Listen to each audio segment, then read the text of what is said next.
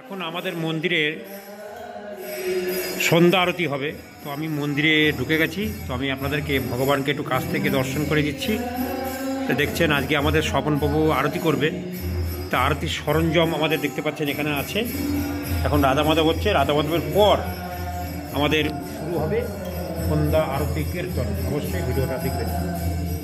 স্বপনপ্রভু আরতি করবেন, আপনারা অবশ্যই ভিডিওটি দেখবেন। এখন মন্দিরে ঢুকবে। হরে কৃষ্ণ।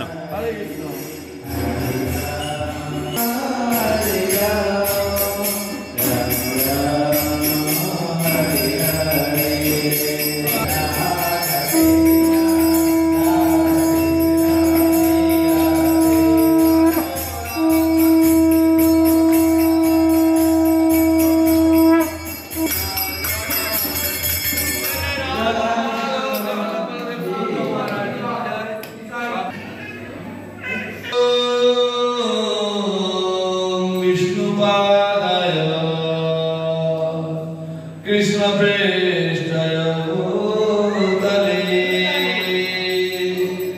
श्रीमते मुक्तिवेदांता स्वामीति नामिने नमस्ते सरस्वती गौरवाणी प्रचारिणे